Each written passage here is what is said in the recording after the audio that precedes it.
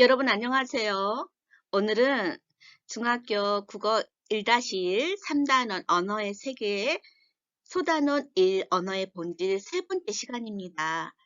그래서 오늘은 더 읽어보기라고 여러분들 교과서 160쪽에 보면 소설이 하나 나와요. 책상은 책상이라는 소설을 공부할 거예요. 지난 시간 언어의 본질 두 번째 시간 퀴즈까지 정답 알아봐야죠.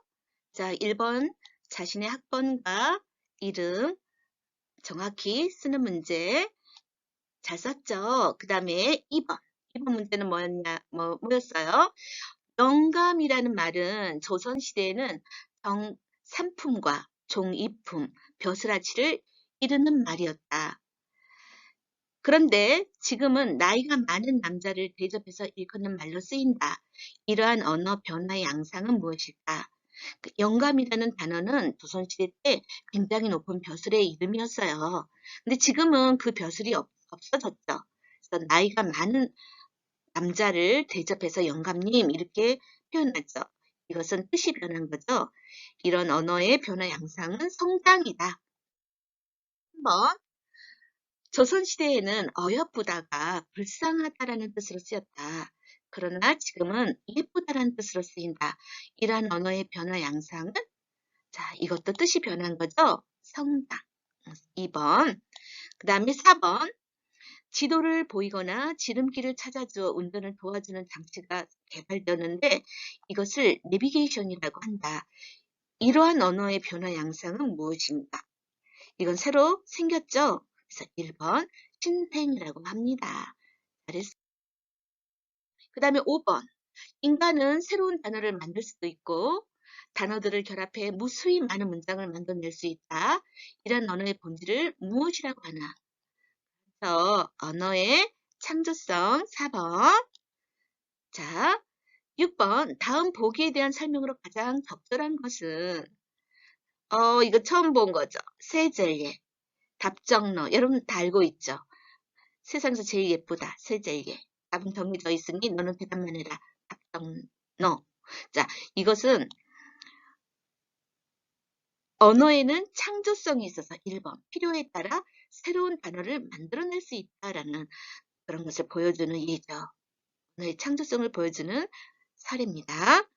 자, 이게 좀 어려웠나요? 틀린 사람 많나요? 자, 6번은 1번. 세계의 답정너, 새로 만들어진, 조합해서 만든 말들이 있죠. 이전에는 없었던 말이에요. 그래서 언어의 창조성을 보여준다. 자, 그러면 오늘은 언어의 본질 세 번째 시간으로 책상은 책상이다라는 소설을 배우도록. 자, 이 소설은 언어에 관련한 이야기를 다루고 있어요. 그래서 평범하고 단조로운 삶을 지친 한 늙은 남자가 모든 사물의 이름을 바꾸어 부르기 시작해요. 그런데 나중에 이 남자는 원래의 이름들을 대부분 잊어버리게 되고 다른 사람들과 소통할 수 없게 돼요. 그래서 더 이상 다른 사람들과 어울려 살 수 없게 된다는 내용이죠. 그래서 이 소설은 언어는 그 언어를 사용하는 사람들의 사회적 약속이며 그 약속을 지키기 때문에 다른 사람들과 소통하고 어울리며 살아갈 수 있다는 것을 생각하게 하는 그런 소설입니다. 그러면 소설의 갈래 알아볼까요? 이 소설은 현대소설이에요. 그리고 중심 소재는 사물의 이름을 바꾸어 부르기.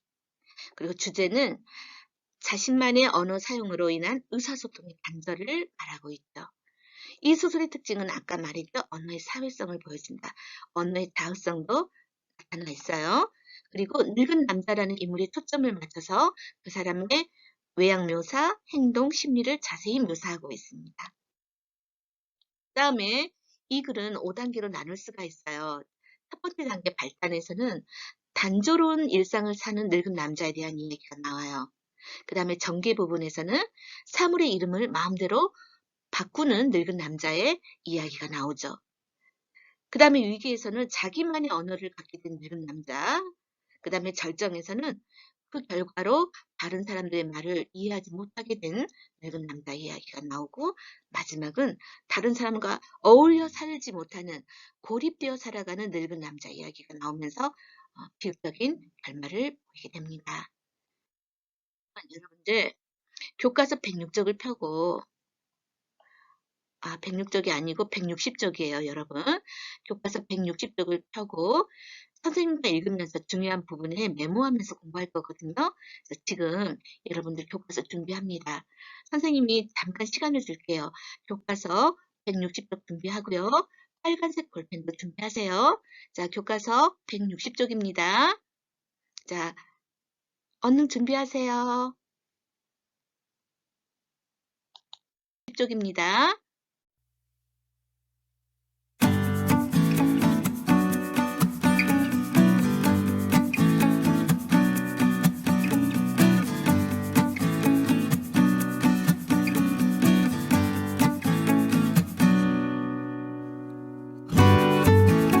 여러분 160쪽 폈습니까? 자, 160쪽에 보면 더 읽어보기 책상은 책상이다 라는 소설이 나오죠. 자, 우리가 이 소설을 읽을 때 요 위에 보면 생각 문제가 있어요. 개인이 사물들의 이름을 마음대로 바꾸어 쓰게 되면 어떤 일이 일어날까요? 다음 글을 읽고 이 일을 생각해 봅시다. 자, 이 글은 소설이에요. 소설인데 현대소설이라고 했죠. 지은이는 페터 빅셀. 페터 빅셀은 우리나라 사람 아니고 스위스 작가예요. 자, 그러면 소설 속으로 한번 들어가 볼까요? 나는 어떤 늙은 남자에 관한 이야기를 하려고 한다. 자, 여기서 나는 누구냐면 소설에서는 우리한테 이야기해주는 사람. 그래서 서술자라고 해요. 우리한테 재미있는 이야기를 들려주는 사람은 나. 1인칭 서술자예요. 그런데 이 이야기를 들려주는 사람이 늙은 남자에 관한 얘기를 한다고 했죠? 이 사람이 이 소설의 주인공이에요. 주인공. 이젠 아무 말도 하지 않고 피곤한 표정을 하고 있으며 미소를 짓게 해도 너무 지쳤고 화를 내게 해도 너무 지친 어떤 남자에 관한 이야기이다. 그는 어느 조그만 도시의 길끝 또는 교차로 근처에 살고 있다. 그의 모습을 묘사하는 것은 쓸데없는 일이다. 다른 사람과 다른 점이 거의 없기 때문이다. 자, 여기서 우리가 좀 알아둬야 될 거. 이 늙은 남자는 다른 사람과 전혀 다른 점이 없다고 그랬어요. 이렇게 아주 평범한 사람이라는 걸 말해줘요. 그 다음, 그는 회색 모자와 회색 바지와 회색 상의를 입고 겨울에는 회색 외투를 걸친다. 여기 보면 지금 이 늙은 남자는 회색 모자, 회색 바지, 회색 상의, 회색 외투를 걸치고 있다고 했죠. 이것은 이 회색이란 색깔은 어떤 분위기를 느끼게 해주냐면요. 굉장히 우울한 분위기, 우울하다. 그 다음에 색깔이 알록달록하지 않죠. 단조롭다. 자, 단조롭다. 자, 선생님이 다시 단조롭다. 다시 써줄게요. 굉장히 단조로운 생활을 하고 있다. 단조로운 생활을 하고 있음을 보여주는 색깔이에요. 그의 목은 가늘고 피부는 기름기가 빠졌고 주름이 잡혔다. 하얀 셔츠의 깃이 그에게는 너무 넓어 보인다. 이것은 이제 인물에 대한 겉모습을 글로 표현한 거죠. 그림을 그리듯이. 이런 것을 소설에서는 외양 묘사라고 해요. 그의 방은 그의 집의 맨 위층에 있다. 어쩌면 그는 결혼해서 자식들이 있을지도 모르고 옛날에는 다른 도시에 살았을지도 모른다. 그도 한때 어린아이였을 것은 틀림없다. 그러나 그때는 어린아이들이 어른처럼 교육받던 시절이었다. 할머니의 사진첩을 보면 그런 시절이 나온다. 그의 방에는 의자들, 책상 하나, 양탄자 한 장, 침대와 옷장이 하나씩 있다. 조그만 책상 위에는 괴종시계가 하나 놓여 있다. 그 옆에는 오래된 신문과 사진첩이 놓여 있고 벽에는 거울과 사진이 한 장 걸려 있다. 이 늙은 남자는 아침마다 산책을 했다. 오후에도 한 차례 산책을 했다. 이웃들과 몇 마디 말을 주고받으며 저녁 되면 자기 책상에 앉아 있었다. 이런 일과는 결코 변하는 법이 없었다. 일요일에도 마찬가지였다. 자, 여기 밑줄 그을까요? 이 늙은 남자의 일과는 굉장히 단조로운, 아까 위에서도 말했죠. 단조로운 생활을 하고 있음을 여기서 우리가 알 수 있어요. 결코 이 단조로운 일과가 변하는 법이 없었어요. 자, 그 다음 장 넘어갑니다. 다음 페이지. 그런데 보통 때와는 다른 날이 한 번 있었다. 자, 보통 때와는 다른 날이 한 번 있었다. 이것은 뭔가 변화가 생길 것을 암시하는 문장이에요. 변화를 암시하고 있다. 다른 날이 한 번 있었대요. 그날도 햇빛이 빛났고 너무 덥지도 너무 춥지도 않았고 새들은 지적이었고 사람들은 친절했고 아이들은 놀고 있었다. 보통 때와 달랐던 점은 이 남자에게 갑자기 세상 만사가 마음이 들게 되었다는 것이다. 그는 미소를 지었다. 이제는 모든 것이 달라질 거야. 자, 이것은 변화에 대한 늙은 남자의 기대감. 변화에 대해서 이 늙은 남자는 기대하고 있어요. 이제는 모든 것이 달라질 거야. 기대감. 그는 셔츠의 맨 위쪽 단추를 끄르고 모자를 벗어 손에 들고 발걸음을 빨리 했으며 심지어는 까치걸음을 흉내내면서 기뻐했다. 자기 집 가는 길로 접어들자 그는 아이들에게 고개를 끄덕거렸고 자기 집으로 들어가서는 층계를 높이 올라가 주머니에서 열쇠를 꺼내어 자기 방문을 열었다. 그러나 방 안에는 모든 것이 전과 똑같았다. 자, 여기에서는 이 늙은 남자의 기대와는 달리 변화가 있었어요? 없었어요? 없었어요. 아무런 변화가 없었어요. 아무런 변화가 없었어. 변화가 있기를 기대했는데 없었다라는 거예요. 책상 하나, 의자들, 침대 하나, 그리고 그가 앉자마자 다시 괴종시계가 똑딱거리는 소리가 들려왔다. 하나도 달라진 점이 없었으므로 모든 기쁨은 사라지고 말았다. 자, 모든 기쁨은 사라지고 말았다. 늙은 남자는 변한 것이 없어서 실망하고 있어요. 실망했다. 이 남자는 커다란 분노에 사로잡혔다. 자, 늙은 남자는 왜 화가 났을까요? 그렇죠. 변화가 일어나지 않자 화가 났어요. 분노했어요. 그는 거울로 자기 얼굴이 빨개지는 것을 보았고 자기의 눈이 가늘게 깜빡이는 모습을 보았다. 그러고 나서 그는 주먹을 쥔 두 손을 높이 올렸다가 책상 바닥을 꽝 쳤다. 처음에 한 번, 좀 있다가 또 한 번. 그 다음에 북을 치듯이 책상을 두드리며 자꾸만 소리 질렀다. 달라져야만 한다. 달라져야만 해. 자, 달라지는 것을 우리가 변화라고 하죠. 자, 변화에 대해서 간절히 소망하고 있어요. 갈망. 달라져야만 한다. 갈망. 그에게는 괴종시계의 소리가 들리지 않았다. 그러는 동안 그의 손은 아파오기 시작했고 목소리는 쉬어버렸다. 그러자 다시 괴종시계의 소리가 들려왔다. 달라진 것은 아무것도 없었다. 언제나 똑같은 책상 하고 그 남자는 말했다. 똑같은 의자, 침대, 사진. 나는 언제나 책상을 책상이라고 말하고 그림을 그림이라 말하고. 자, 다음 장 넘어갑니다. 침대를 침대라 부르고 의자는 의자라고 부른다. 도대체 왜 그렇게 불러야만 한단 말인가? 프랑스인들은 침대를 리, 책상을 따블, 그림을 타블로, 의자는 쉐즈라고 부른다. 그 말들을 사용하여 그들은 의견을 주고받는다. 자, 여기서 지금 질문할게요. 여기서 우리가 알 수 있는 언어의 공통적인 성질은, 특성은, 언어의 본질은 뭘까요? 프랑스인들은 침대를 리라고 불러요. 책상은 타블이라고 하고. 자, 이것을 뭐라고 합니까? 이거 중요합니다. 언어의 자의성. 한국어로는 침대라고 하는데 프랑스어로는 리라고 하죠.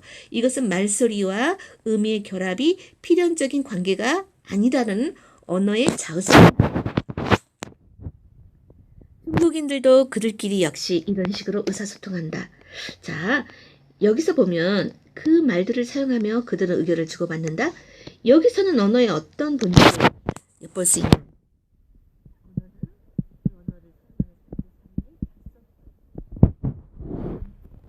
프랑스인들끼리의 약속, 중국인들도 마찬가지다. 언어의 사회성이라는 무엇 때문에 침대를 사진으로 보는 말인가 이렇게 생각하고 그 남자는 그리고 나서 껄껄 웃었다. 이것은 남자가 웃었다라는 것은 사물의 이름을 다르게 부를 것이다. 이름을 다르게 부르는 변화를 가져올 것이다.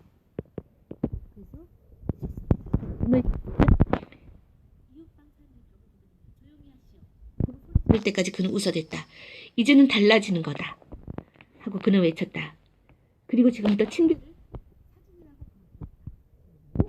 나는 피곤해. 사진 속으로 들어갈 테야 라고 그는 말했다.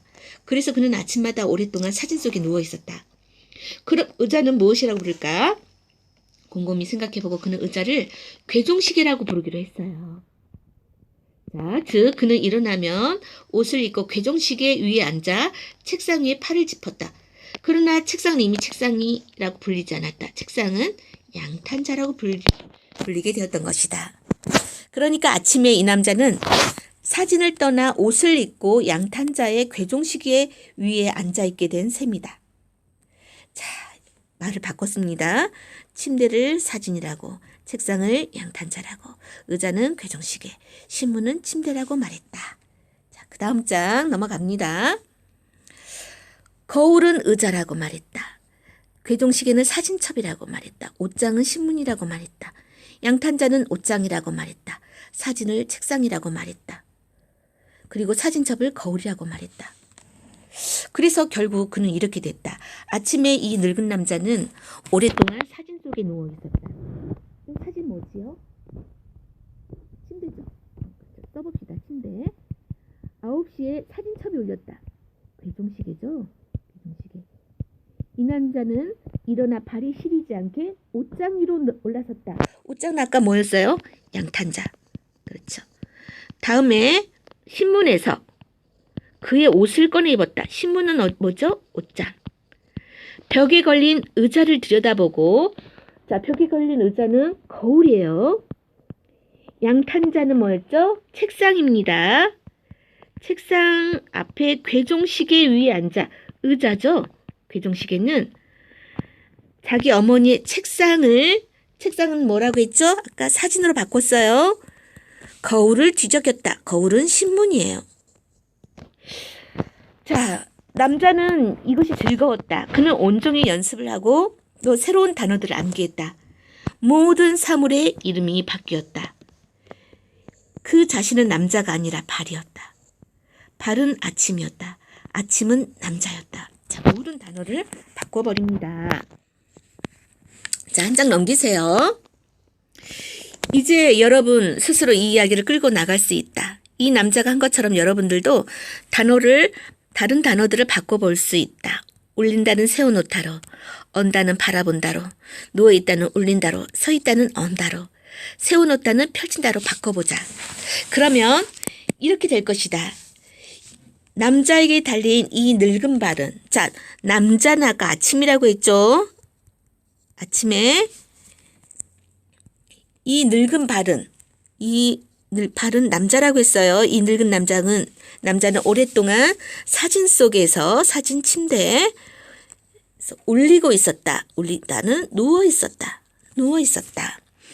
9시에 사진첩은 괴종시계였죠. 괴종시계.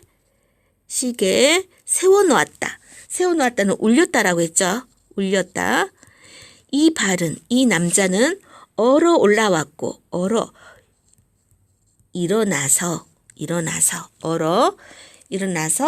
아침이 바라보지 않도록, 아침은 아까 뭐였죠? 발이 바라보지 않도록, 얼지 않도록, 이 발은, 남자는 옷장, 양탄자 위에 자신을 펼쳤다. 아까 세워놓았다 그랬죠? 세워놓았다. 자, 이런 말을 이렇게 바꿔버린 거예요. 자, 이 늙은 남자는 파란 공책을 사서 이 새로운 단어들을 거기에 가득 적었다. 그리고 할 일이 너무 많았으므로 사람들이 그를 길에서 볼 기회는 아주 드물게 되고 말았다. 그는 모든 사물에 새로운 이름을 붙였다. 그러는 동안 불행한 일이 벌어지죠? 점점 본래의 정확한 이름을 잊어버리게 되었다. 이제 그는 자기 혼자서만 사용할 수 있는 새로운 언어를 갖게 된 것이다. 그는 때때로 이 새로운 언어로 꿈을 꾸었고 학교에 다닐 때 배운 노래들을 자기의 언어로 번역하여 나지막하게 혼자서 노래했다. 그러나 얼마 가지 않아 번역일도 그에게는 힘들게 되었다. 그는 옛날의 언어를 거의 다 잊어버려서 이제는 본래 그 언어를 파란 노트를 뒤적이며 찾아야만 했다. 옛날 언어들 다 잊어버립니다. 사람들과 이야기하는 게 두려워졌다. 왜 두려워졌을까요? 의사소통이 안 돼요. 의사소통이 안 돼서 사람들이 이 사물을 뭐라고 말하더라 하고 오랫동안 생각을 했어야 돼요. 잘 알아듣지 못했죠? 자, 그 다음 페이지 보세요. 그의 사진을 사람들은 침대라고 말한다. 그의 양탄자를 사람들은 책상이라고 말한다. 그의 괴종시계를 사람들은 의자라고 말한다. 그의 침대를 사람들은 신문이라고 말한다. 자, 쭉 읽어보면 이제 남자가 다 바꾼 단어들이에요. 그리하여 남자들은 사람들이 이야기하는 것을 들으면 웃지 않고는 견딜 수 없는 지경에 이르렀어요. 다른 사람의 대화를, 이 말은 뭐냐면 다른 사람의 대화를 이해할 수 없게 되었다라는 거예요. 막 웃긴 거죠. 다른 사람의 대화를 이해할 수 없게 되었다. 이해할 수 없게 되었다. 당신은 내일도 축구 경기를 보러 가십니까? 라고 말하는 것을 듣거나 또는 누군가 벌써 2달 동안 계속 비가 오는 거였요 하고 말하는 것을 듣거나 또는 누군가 미국에 저의 아저씨가 한 분 계십니다 라고 말하는 것을 들으면 그는 이해할 수 없고 웃지 않고는 견딜 수가 없는 거예요. 그러나 이것이 결코 우스운 이야기는 아니다. 이 이야기는 슬프게 시작되어 슬프게 끝난다. 비극적이다. 그 말이죠. 회색 외투를 걸친 이 늙은 남자가 사람들을 이해할 수 없게 되었다는 것은 그렇게 나쁘지는 않다. 이보다 훨씬 더 나쁘게 된 것은 사람들이 이제는 그를 이해할 수 없게 되었다. 사람들이 그를 이상한 사람으로 생각했죠. 그래서 그는 침묵했고 자기 자신하고만 이야기했고 다른 사람한테 인사조차 하지 않게 되었다. 비극적 결말이 됩니다. 결국은 의사소통을 할 수 없는, 사회 속에서 살아갈 수 없는 그런 사람이 되었다는 그런 이야기예요. 그래서 이것은 언어의 사회성이라는 본질을 우리가 기억해야 된다는 거예요. 언어의 사회성.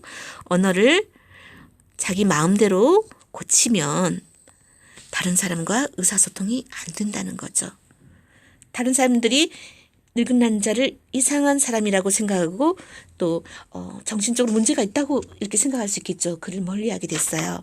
그래서 이제 다른 사람과 그 이전과 같이 소통하면서 살 수 없게 됐다는 비극적인 결말을 맺고 있습니다.